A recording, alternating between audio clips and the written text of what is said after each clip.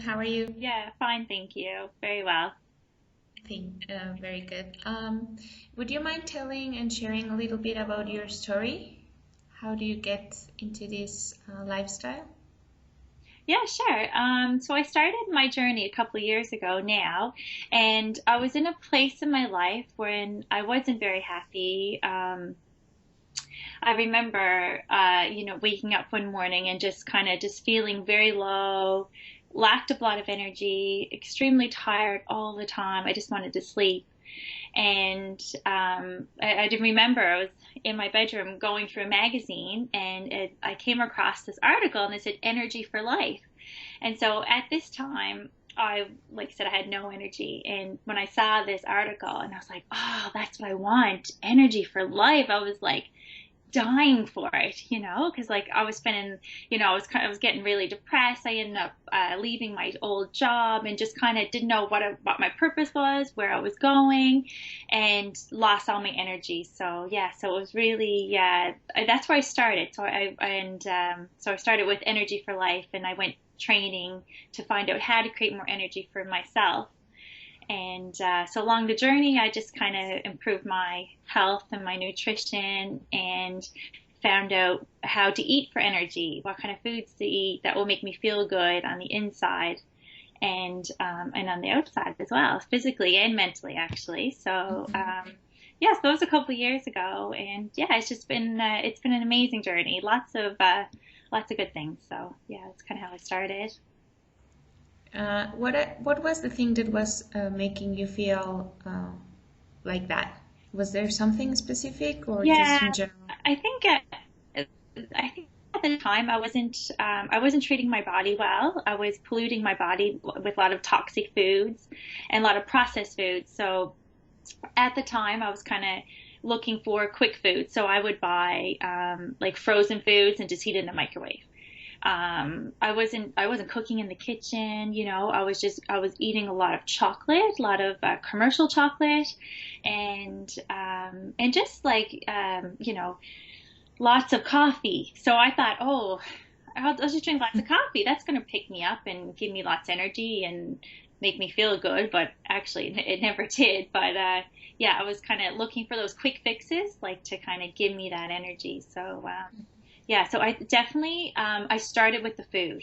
That's how I Hmm. started changing. So I got back in the kitchen and I started to get out old recipe books that were collecting dust in my house that I've never used, and just started experimenting in the kitchen, just some with simple things, and then gradually I kind of got a bit more confident in the kitchen and started doing, like just experimenting with raw food, with different dishes, really. From yeah, so that was probably the turning point. And then once Hmm. I started giving myself more nutrition, and my body was functioning properly at a good level, and then I got more energy. Then I didn't want to sleep for like I used to sleep. I was at a point I was sleeping a lot, so I actually had so much energy then. But I think my body was just functioning properly because I was giving it the right foods. So that's kind of, yeah, that's I guess where it started. And then how did you got into helping others to find Yeah, to find their their this way. point? Yes, yeah, cool. So I started it. So once I managed to kind of get myself in a really good place and start loving myself more and doing things that made me happy, and then I saw other people that I was just helping. I was like, before I started coaching, I was just helping, neighbors, just some friends, or just even people I just, at a gym class I bump into and have a conversation for a half hour and just kind of would help them and give them little tips and tricks and just tell them my story and what I did. And then they would take it and actually implement it and come back to me like, hey, like I tried that, it works, or I feel really good for, because of that. So it was just like those simple things. So, and once I realized, I was like, I love helping people. Hmm. So, and it just makes me feel so good if I can maybe help someone switch their life around so they feel good about themselves. So it's just kind of, that's my passion. I just want to help as many people as I can to be more healthy and more happy with themselves. So, And what is your mission with these people? What do you want them to do to achieve for Well, themselves? that's a really good question. What I'd like for people to achieve is to be their true self, and Hmm. to be really happy with their body, with their mind, and just be really content and yeah, so just really kind of like thrive and be vibrant and be excited about the world and what the possibilities are, and just be comfortable in their own skin. That's really important, I believe. Yeah. Do you, to be comfortable in your own skin, would you achieve that only with food, or what other techniques do you Yeah, no, not use? definitely not just with food. Like I do help a lot of women lose weight and get comfortable in their body just to get at a healthy weight. Because some people I work with, have type 2 diabetes and high cholesterol and stuff like that. But I also find it is very important to kind of to be really comfortable and happy within, because you can have a healthy body, but if your mind's not healthy and you're not, it has to be in balance. So both of it kind of goes together. So yeah, so like I do a lot of I practice meditation, and I found that actually really helps me to have happier thoughts and to love myself more. So I encourage a lot of my clients to do the same thing, and it calms that monkey voice that happens and that tells you nasty things that aren't true. So I find, a lot of people I work with, like once they get into a habit of consistently doing that, they Mhm. start to become happier within themselves. So yeah, it can be really powerful. Do you get a lot of people with allergies or with intolerances to food? Yeah, definitely. A lot of people actually I work with have irritable bowel syndrome, IBS symptoms, Hmm. and so I help a lot of people kind of take control of that. And coming from experience, that's something I suffered for like 10 years in my past.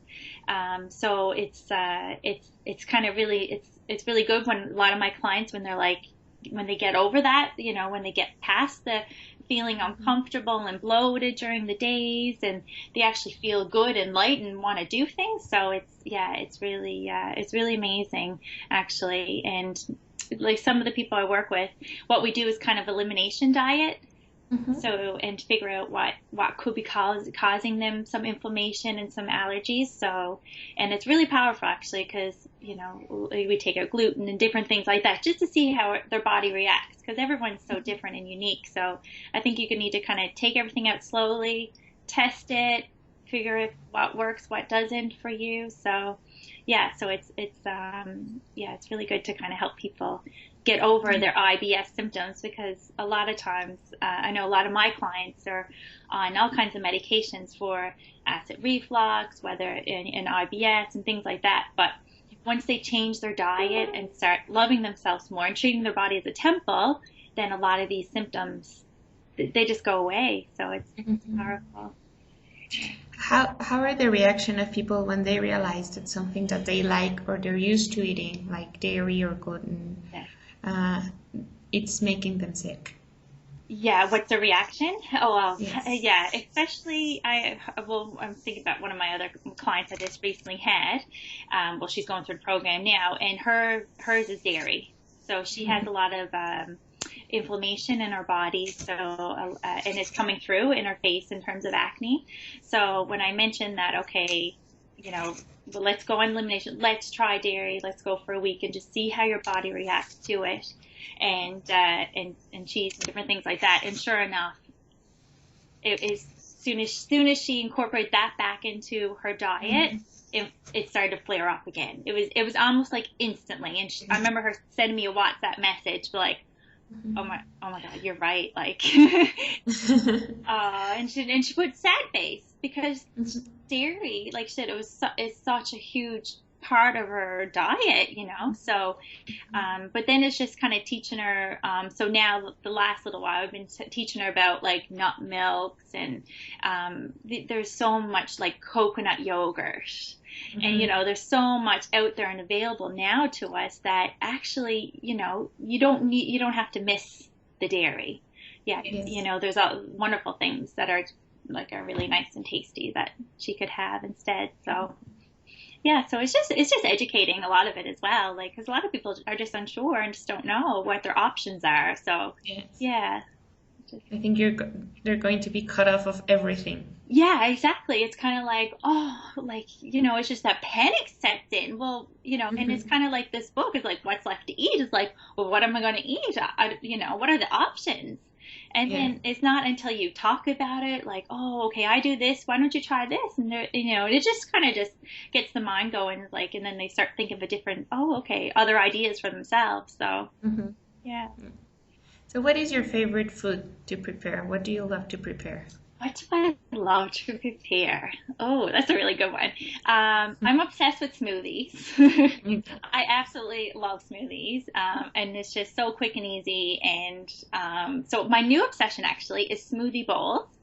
Hmm. Yeah, I just love making those, and because it's yeah, because I used to have smoothies all the time, just in a container, and just drink it all day long and take it with me to places. But lately, the smoothies bowls is it's almost like having it as a cereal, but if you put like some buckwheat on it and like maybe some cacao powder and different things like that, that's probably one of my favorite things. I have loads, but my other favorite thing to do is to make raw chocolate.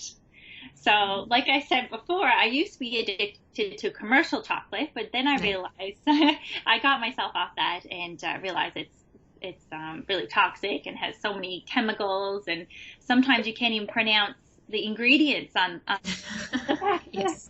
back of the label. So yeah, so I got introduced to raw chocolate about a year ago, and I just love to make it because it's a healthier chocolate and it's not commercial, so it's you only need three or four ingredients and you have this Hmm. beautiful chocolate you can share, and it's made with love, and it has so many benefits, and I love making it because I find I'm kind of in my zone, and it's actually a really mindful, like a really nice mindful activity to do. So yeah, so that's probably my second favorite thing to make. And what is your favorite ingredient? What is an ingredient that's never missing from your kitchen? Oh, that's a good one. The ingredients never missing from my kitchen. Oh, I don't know. Maybe I love nut butters. Okay. I gotta say, I always have nut butter. Is always in the house. Probably nut butters and maybe different oils. I like for my salads, like using like flax oil, avocado oil, nice olive oil, things like that. So I usually have a good stash of that in my house. Okay, Yeah, great. I think that's probably it. Yeah. What would you tell people who are listening to the interview and that will probably buy the book? What would you tell them to expect from it? Well, I think I'm so excited about this cookbook. Like it just, oh, I'm just so excited about it. And I think what to expect, I think it's going to be a lot of amazing recipes, and it's worldwide.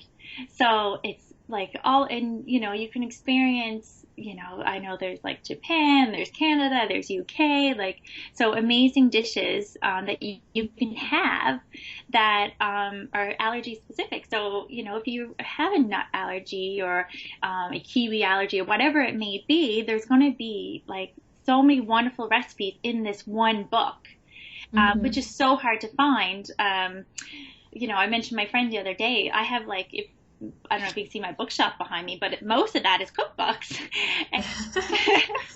and mostly because it's like because you can't get everything in one book. So Hmm. whether it's you want gluten-free recipes, I don't know, if you want more vegetarian recipes, if you want, maybe fish recipe or whatever, usually you have to buy like 20 books or whatever it may be. So now it's so exciting. We've got this one book that we can share with people that have allergies, and to let them know that there's so much out there to eat. Yes. Let's expand our minds, and let's have fun. Let's be creative and get back in that kitchen. So, Good. Uh, and where can people reach you? oh, they can reach me. I have a website, and it's called AlisonNixon.com, and it's Alison Alison Nixon Nixon.com. So they can reach me there. I'm on Facebook. I have a Facebook page, Alison Nixon Coach. I'm on Hmm. Twitter and Instagram. So yeah, you should be able to find me. I'm Yeah. Yeah, it would be easy. Yeah, totally. Yeah, definitely. Yeah. Aw. Well, Alison, thank you so much for your time. Yeah, I loved speaking to you. yeah, really nice. Thank you so much. And it's so nice to meet you.